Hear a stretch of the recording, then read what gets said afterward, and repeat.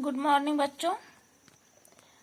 आज हम लोगों का दूसरा दिन है और गृह विज्ञान कक्षा 12 जिसमें शरीर क्रिया विज्ञान और स्वास्थ्य रक्षा के अंतर्गत आप लोगों का पहला अध्याय है संतुलित आहार। तो संतुलित आहार जिसे हम उस दिन पढ़ा चुके हैं पहले दिन। संतुलित आहार यहाँ देखिए, संतुलित आहार है तो संतुलित आहार किसे कहते हैं। और इसके बाद संतुलित आहार में पर्याप्त व अपर्याप्त भोजन है, देखा आप लोगों ने। अब ये और पर्याप्त और अपर्याप्त भोजन के अंतर्गत पहली हेडिंग आप लोगों की आयु और लिंग। आयु है, दूसरी लिंग है। इसे हम यहाँ तक आप लोगों को बता चुके थे उस दिन। आज हम चर्चा करेंगे परिश्रम पर। पर्याप्त संतुलित एवं पर्याप्त भोजन की तीसरी हेडिंग है परिश्रम। तो यहाँ परिश्रम से आप लोग ध्यान दीजिएगा कि जो व्यक्ति जितना अधिक श्रम करता है, श्रम का अर्थ यहाँ से शारीरिक श्रम से है, शारीरिक कार्य, मेहनत। जितना श्रम करता है उसे उतनी अधिक ऊर्जा की आवश्यकता होती है, अतः उसे शारीरिक निर्माणक तत्व भी अधिक चाहिए। ठीक है, तो इसका मतलब है कि जो व्यक्ति, चाहे वो स्त्री हो या पुरुष हो, जितना वो शारीरिक श्रम कर रहा है उसे उतना ज्यादा ऊर्जा निर्माणक तत्व की आवश्यकता है। इसलिए उसे मतलब शारीरिक निर्माणक तत्व अधिक चाहिए। ठीक है, शारीरिक श्रम करने वाले व्यक्ति का संतुलित भोजन एक साधारण व्यक्ति की अपेक्षा अधिक पोषक तत्वों वाला होना चाहिए। अब इसके बाद आप लोग देखेंगे अगली हेडिंग है आप लोगों की मौसम व जलवायु। मौसम व जलवायु, इस पर ध्यान दीजिएगा। भोजन में पोषक तत्वों की मात्रा को मौसम भी प्रभावित करता है। ठंडे मौसम में रहने वाले व्यक्तियों को ठंड से शरीर की रक्षा के लिए गर्म जलवायु वालों की अपेक्षा अधिक ऊर्जा वाले भोजन की आवश्यकता होती है। वे गर्म जलवायु वालों की अपेक्षा अधिक क्रियाशील रहते हैं। गर्म जलवायु वालों की अपेक्षा ठंडे मौसम में रहने वाले व्यक्ति जो होते हैं वो ज्यादा कार्य करते हैं, शारीरिक श्रम ये लोग ज्यादा करते हैं। इसलिए इनकी अपेक्षा शरीर की रक्षा के लिए उन्हें गर्म जलवायु मतलब अधिक ऊर्जा वाले भोजन की आवश्यकता होती है। ठीक है, अब इसको भी आप लोग देखिए। अगली हेडिंग आप लोगों की है स्वास्थ्य।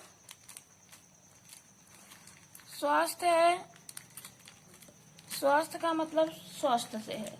व्यक्ति का स्वास्थ्य भी पोषक तत्वों की आवश्यकता को प्रभावित करता है।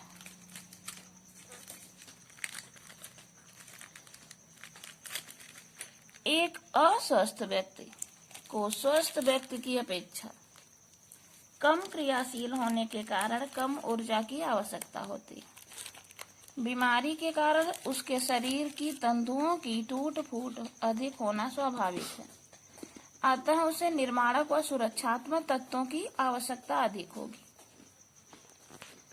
जैसे एक अस्वस्थ व्यक्ति है और दूसरा स्वस्थ व्यक्ति है, तो स्वस्थ व्यक्ति शारीरिक श्रम जितना ज्यादा करेगा, अस्वस्थ व्यक्ति ये उतना कम कर पाएगा, उतना ज्यादा नहीं कर पाएगा, उससे कम ही करेगा। क्योंकि बीमारी के कारण उसके शरीर के जो तंतु हैं उसमें क्षति आ जाती है, टूट फूट हो जाती है उनकी। इसलिए उनके भोजन में निर्माणक व सुरक्षात्मक तत्वों की आवश्यकता होती है, क्योंकि बीमारी से पाचन क्रिया कमजोर हो जाता है और उसका शरीर जो बहुत शिथिल कार्य करता है, धीरे धीरे कार्य करता है। थोड़ा सा काम करने पर भी वह थक जाता है, उसे थकान की अनुभूति होती है। तो उसका भोजन जो है अपेक्षाकृत सुपाच्य व अर्ध तरल भोजन होना चाहिए। ठीक है, उसके लिए यही लाभदायक होगा। अब इसके बाद आप लोग देखेंगे विशेष अवस्थाएं। जैसे लिंग के अनुसार पौष्टिक तत्व दिया जाता है। इससे पहले आप लोगों ने देखा पहली हेडिंग में, आयु के हिसाब से पौष्टिक तत्व दिया जाता है व्यक्ति को, परिश्रम के अनुसार दिया जाता है, मौसम के अनुसार दिया जाता है।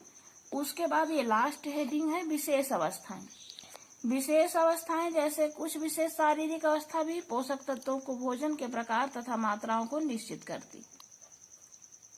विशेष अवस्थाओं में जैसे हो गया आपका गर्भावस्था, दुग्धपान की अवस्था और रोग से निवृत्त होने की। निवृत्त का मतलब होता है जैसे कोई बीमार हुआ, बीमार होने के बाद अगर वो ठीक हो जाता है तब भी उसको कमजोरी महसूस होती है, बहुत कमजोर हो जाता है, उसकी शरीर जो है बहुत कमजोर पड़ जाती है। ठीक है। और इसके बाद ऑपरेशन के बाद पश्चात की अवस्था, पश्चात मतलब बाद की अवस्था। ऑपरेशन कराने के बाद उसके ऊपर विशेष ध्यान दिया जाता है, उसके भोजन पर ध्यान दिया जाता है, खाने पीने का ध्यान दिया जाता है। तो विशेष अवस्थाओं में गर्भावस्था में स्त्रियों को ज्यादातर पौष्टिक भोजन दिया जाता है। दुग्धपान अवस्था में उन्हें दिया जाता है। दुग्धपान का मतलब दूध पिलाने वाली अवस्था। अगर छोटा बच्चा है वह दूध पी रहा है तो माँ को संतुलित आहार आवश्यक होता है। रोग से निवृत्त होने की अवस्था, रोगी है, अगर बीमार है व्यक्ति और वो ठीक हो गया है तो ठीक होने के बाद भी उसे बहुत सारी परेशानी होती है, उसे कमजोरी की अनुभूति होती है, तो उसको जो है सुरक्षात्मक व निर्माणक तत्वों की यहाँ पर जरूरत पड़ती है। ऑपरेशन के बाद भी उसको संतुलित आहार आवश्यक होता है। तो ये हो गया आप लोगों का विशेष रोगों की अवस्था। और यहीं पर आपका पर्याप्त व संतुलित भोजन खत्म हो जाता है। इसके बाद आप लोग देखेंगे नंबर 3, जैसे सबसे पहले संतुलित आहार था, उसके बाद संतुलित एवं पर्याप्त भोजन है। संतुलित और पर्याप्त भोजन में आप लोग पढ़े हैं आयु, लिंग, परिश्रम, स्वास्थ्य और विशेष अवस्थाएं। और इसके बाद तीसरा हेडिंग है आप लोगों का, ये टॉपिक है जैसे विभिन्न अवस्थाओं में संतुलित भोजन। जैसे देखते हो कभी कभी दे देता है पेपर में कि स्कूली बच्चों की आहार तालिका, 8 से लेकर 10 साल के बच्चे की आहार तालिका, या फिर सस्ते भोजन की आहार तालिका।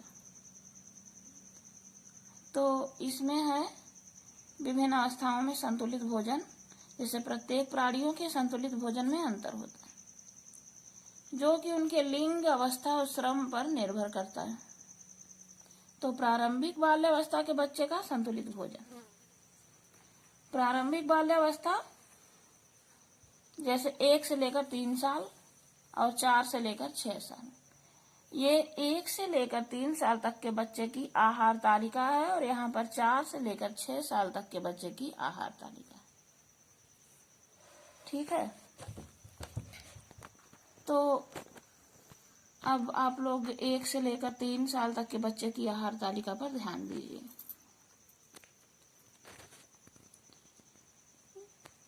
तो 1 से लेकर 3 साल तक के बच्चे की आहार तालिका में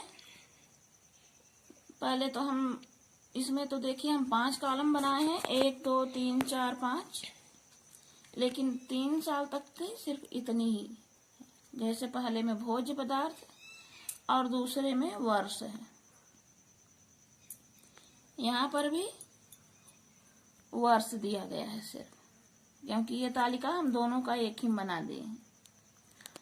तो भोज्य पदार्थ में पहले अनाज है, दूसरे में इनकी मात्रा है कि हमको कितना देना है, और उसके बाद फिर शाकाहारी मांसाहारी का है। जैसे पहले मात्रा के में शाकाहारी दे दिए हैं और दूसरे में मांसाहारी दे दिए। तो देखिए अनाज है 1 से लेकर 3 साल तक के बच्चे की पहले आहार तालिका आप लोग देख लीजिए कि अगर बच्चा 1 से लेकर 2 साल, 2.5 साल, 3 साल तक का है तो उन्हें कितना आहार देना है। अनाज है 100 ग्राम से 150 ग्राम,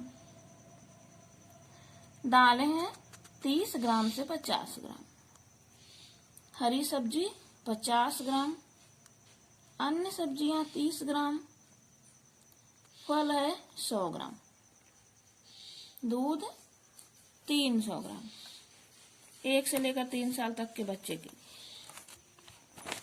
इसके बाद हम आ जाते हैं अंडा पर। इसके बाद हेडिंग है अंडा।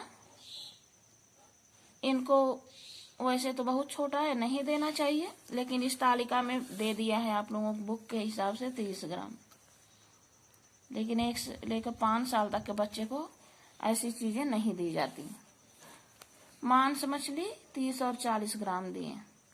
वसा का मतलब घी और तेल, इन्हें 20 ग्राम या 30 ग्राम। इसके बाद चीनी है 30 ग्राम। ठीक है, ये 1 से लेकर 3 साल तक के बच्चे की तालिका थी। अब आप लोग ध्यान दीजिए 4 से लेकर 6 साल, 4 से लेकर 6 वर्ष के बच्चे की तालिका। इसमें अनाज है 140 से 200 ग्राम तक, मतलब 4 से लेकर 4.5 का होगा, 5 का होगा, फिर तो 6 का होगा। तो 140 से शुरू हो रहा है 200 ग्राम तक। दालें जो है 40 ग्राम से 60 ग्राम तक। हरी सब्जी 75 ग्राम, अन्य सब्जी 30 ग्राम से 50 ग्राम तक, फल 100 ग्राम, दूध 250 ग्राम।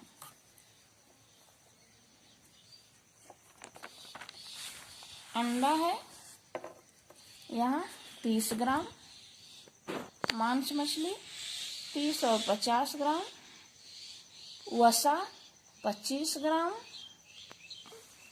और चीनी है 40 ग्राम। इस प्रकार जैसे ये तालिका आप लोगों ने देखा है, इसके अनुसार उनके शारीरिक वृद्धि के कारण उनके भोजन में शारीरिक निर्माणक व भोज्य पदार्थ अधिक देना चाहिए। अब बच्चे हैं तो बच्चों का शारीरिक विकास तेज गति से होता है, तो उनके शारीरिक वृद्धि के कारण उन्हें भोजन में शारीरिक निर्माणक भोज्य पदार्थ अधिक देना चाहिए। और जहां तक हो इन्हें गाय का दूध ही ज्यादा पर्याप्त रहता है।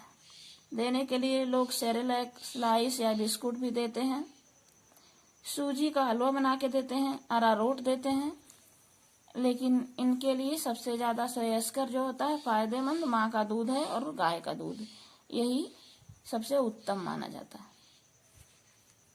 ठीक है, तो आज के लिए बेटा इतना ही। और सभी लोग अपना नोट्स बना लीजिएगा, जिसके पास बुक है वो भी, नहीं है वो भी। ठीक है, ये नोट्स, हमारे नोट्स के जरिए सब लोग अपना नोट्स तैयार कर लीजिएगा। धन्यवाद।